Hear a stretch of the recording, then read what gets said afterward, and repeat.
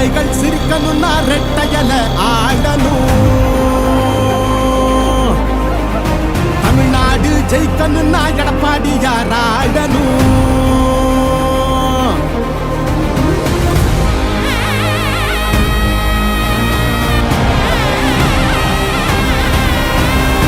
புரட்சி தலைவர் வழி எங்க எடப்பாடியார், சிரிச்சு பேசுகிற தலைவனு வேற யார்? புரட்சி தலைவர் வழி எங்க எடப்பாடியார், சிரிச்சு பேசுகிற தலைவனு வேற யார்?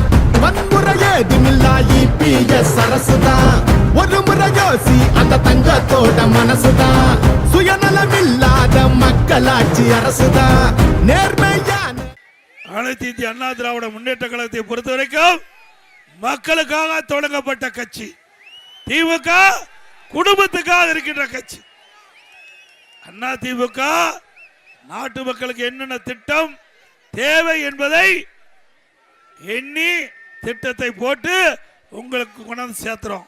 ஆனா திமுக பொறுத்த வரைக்கும் குடும்பத்துக்கு என்ன திட்டம், அந்த திட்டத்தை போட்டு குடும்பம் செழிக்க இருக்கின்ற கட்சி திமுக கட்சி. ஆகவே அண்ணா திமுகவுக்கு திமுகவுக்கு உள்ள வேறுபாடு. நம்முடைய பொன்மனச்சம்பல் புரட்சி தலைவர் எம்ஜிஆர் அவர்கள் தீய சக்தி திமுகவை வேரோடு அழிக்க வேண்டும் என்று சபதம் எடுத்தார். அதை நிறைவேற்றுவீங்களா? புரட்சி தலைவர் எம்ஜிஆருக்கு பிறகு மாண்புமிகு அம்மா அவர்கள் இயக்கத்தை கட்டி காத்தார். இரண்டு தலைவர்களுக்கும் நாம் தாம் பிள்ளைகள், நாம் தாம் நமக்காக வாழ்ந்து மறைந்த தலைவர்கள் நம்முடைய தலைவர்கள்.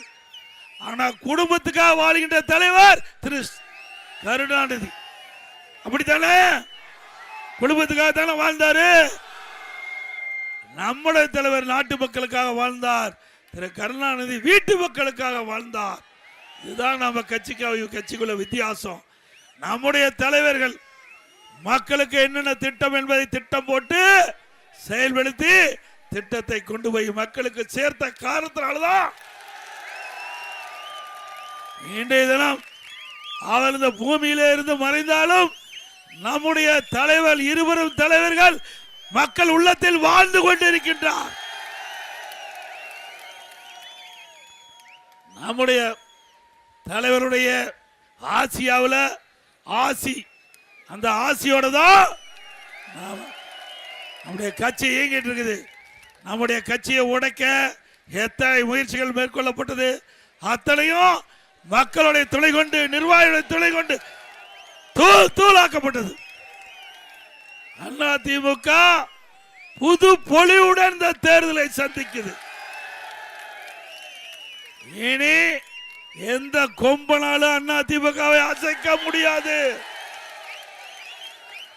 நாம வைச்ச கூட்டணி இயற்கையான கூட்டணி, வெற்றி கூட்டணி. நடைபெறுகின்ற சட்டமன்ற பொது தேர்தலில் 234 இடங்களில் 210 இடங்களில் வெல்லும். அண்ணா திமுக தனி பெரும்பான்மையோடு ஆட்சி அமைக்கும். நாம இருக்கின்ற போது பல திட்டங்களை நிறைவேற்றி கொடுத்தோம். சாலைகள் அமைச்சோம், பாலங்கள் அமைத்தோம், கல்லூரிகளை திறந்தோம், பள்ளிகளை திறந்தோம். திமுக ஆட்சியில் திறந்த பள்ளியை மூடினாங்க. பள்ளியை திறந்தது அண்ணா திமுக ஆட்சி, பள்ளியை மூடியது திமுக ஆட்சி. ஆக அண்ணா திமுக பொறுத்த வரைக்கும் மக்களுக்கு என்ன தேவை என்பதை அறிந்து அதற்கு ஏற்றவாறு ஆட்சி செய்த அரசு அண்ணா திமுக அரசாங்கம்.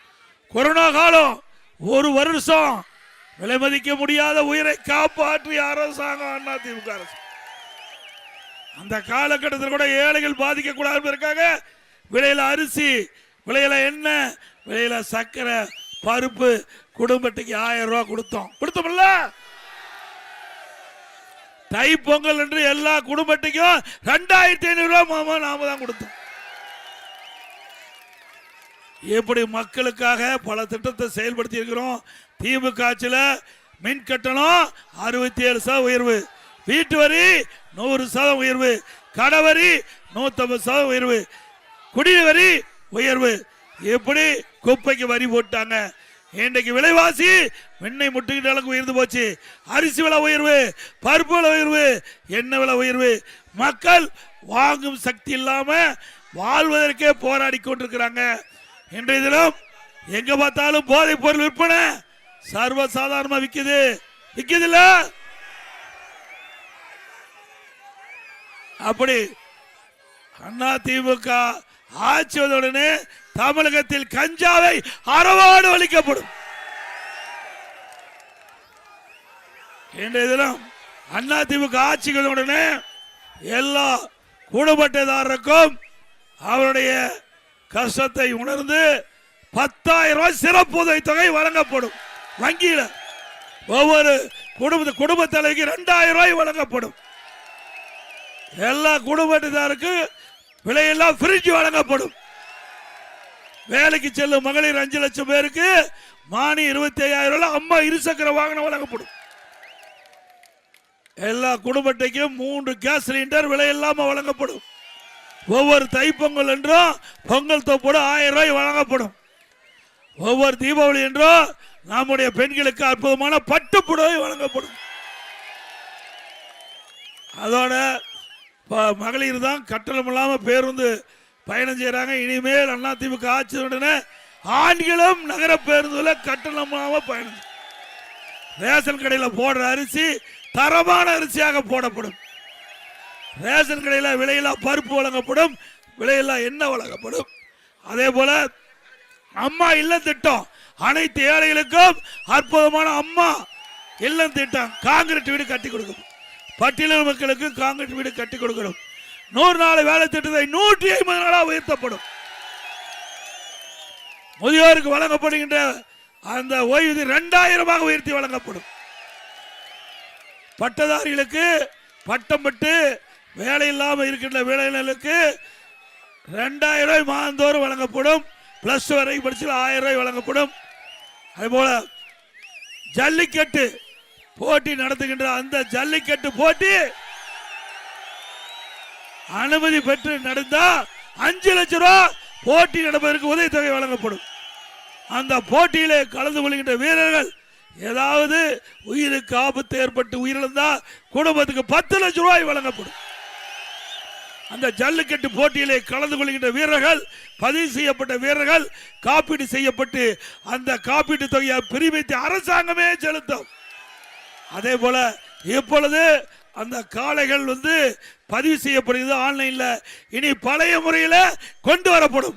ஆன்லைன் பதிவு செய்ய கட்டிட தொழிலாளிகள் பணி செய்கின்ற பொழுது தவறி விழுந்து உயிரிழந்தால் அந்த குடும்பத்துக்கு 25 லட்சம் ரூபாய் உதவித்தொகை வழங்கப்படும். மாற்றுத்திறனாளி வாங்கிய கூட்டுறவு வாங்கிய கடன் தள்ளுபடி செய்யப்படும். வருகின்ற சட்டமன்ற பொதுத் தேர்தலில் நம்முடைய வெற்றி வேட்பாளர் அறிவிச்சார் உதயகுமார் அவர்களுக்கு 2 லட்சத்தில் வாங்கி மக்களை காப்போம், தமிழகத்தை மீட்போம். மக்களை தமிழகத்தை